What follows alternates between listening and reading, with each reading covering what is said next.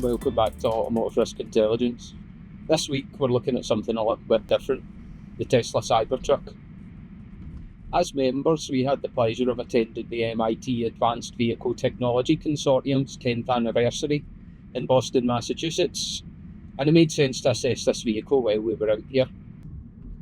The Cybertruck's been a hot topic for a lot of reasons, but my focus today is FSD. The reason I'm interested in FSD is something called Reg 171.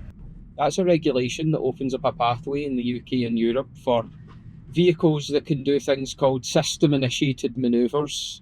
That's performing things like lane changes on their own without any input from the driver, and also letting you drive with your hands off the wheel, like I am now. FSD is a hands-off assist system, and it's level 2, so the driver remains liable at all times. It can navigate on autopilot like it is now, so it makes turns and performs lane changes on its own without any input from the driver. It can also detect traffic lights and stop signs, so it removes any need for constant intervention.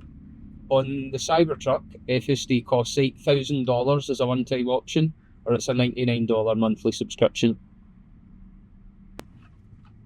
And what's my immediate first impression with FSD? Well, it's like having my own chauffeur. I just put in where I want to go, and it takes me there, and all I have to do is sit back and supervise and watch it doesn't do something stupid. Because this is my first time here in Boston, I have no clue how I'm actually getting there either, which is a completely different prospect. Instead of an ADAS system only helping me when I set it up in a lane, this is pathing and strategically planning to get to a destination. The car's in charge now, and I'm just along for the ride.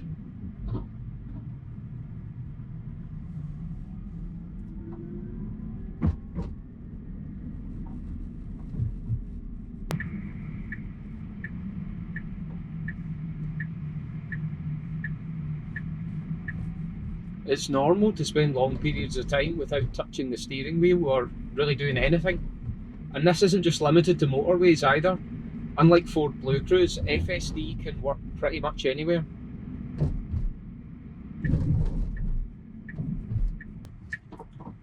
Things rarely go wrong. In fact, FSD performs better in urban areas than any system we've seen in the UK. On motorways, it's at least on par with the best of the best. In good weather, with good lane markings and light traffic, you're never going to have a problem. It's when you start to combine these noise factors that issues then appear. When things do go wrong, it feels a little bit like waking up from a coma.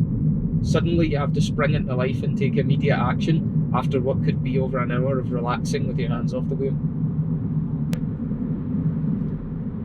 In a split second, I need to work out what's gone wrong, what the car thinks it's seen or hasn't seen, and what's the right action to remain safe.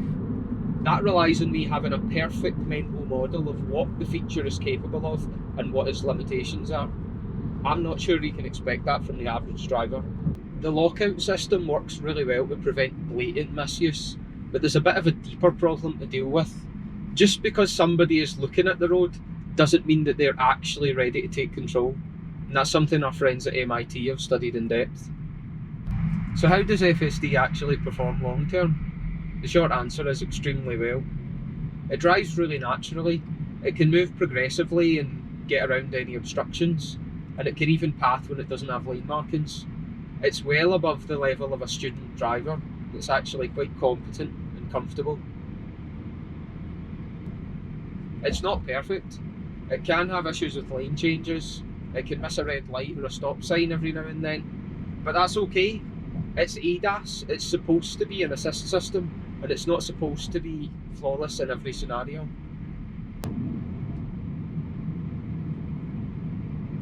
What's more concerning though is systemic bad driving behaviour. The system will usually choose to put you in lane 2 or lane 3, even on a clear road. Add to that when you're the only one actually doing the speed limit on that road, you can imagine the traffic chaos it causes. If you manually change to lane 1, the system will then continually fight you to get back out until you eventually give up and let it go. Not good. FSD is also really not smooth to override.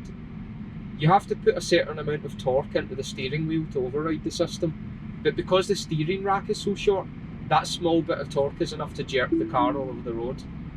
And when you do override, you're bombarded with pop-ups asking why you did it. FSD might not be ready for UK roads today, but it could be. It's not really the technical challenge anymore. The key is in a safe implementation. If systems fail on easy problems, then drivers just switch them off, and there's no safety benefit. But we're still paying to repair them when there's a collision, so everybody loses. If systems don't engage the driver and keep them in the loop, then there's an increased risk of misuse, and then that negates any safety benefit they might bring. It's just far too easy to be fooled by what FSD can do and lose focus as a driver. I think this is too close to automation. This just isn't what ADAS is supposed to be. It's too disengaging when it's supposed to be collaborative. It might be safe in my hands, but I'm not sure if it's safe in the average drivers, especially from the number of level 2 crash reports filed against Tesla here in the US.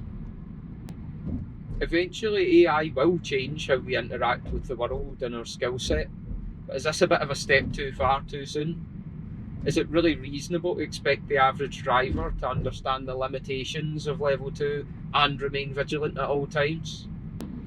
Our regulations exist for good reason, and this is why we need to stay involved in global conversations like this and only approve things when they have a data-driven evidence base. And here's what our evidence says about FSD's performance. On a highway, the disengagement rate is roughly 2 per 100 kilometres, which is better than any system we've tested here in the UK. That translates to regularly spending over 30 minutes without interacting with the steering wheel or the pedals. Not all disengagements are safety critical also. Some disengagements are for bad driving behaviour, for example trying to undertake traffic on a slip road to make progress. In terms of country road performance, it's in line with the best systems we've tested in the UK, but the sample size is very small, only around 13 kilometres. We simply weren't exposed to many road types we could classify as country, similarly to the UK. On urban performance, the disengagement rate is around 10 per 100 kilometres, which is a performance level we've never seen in the UK. That means it's normal to spend 10-15 minutes or more without interacting with the steering wheel in a city environment, although when you do have to, it's because you're usually heading towards a curb. All in all, it's a better performing system than anything we've tested here in the UK.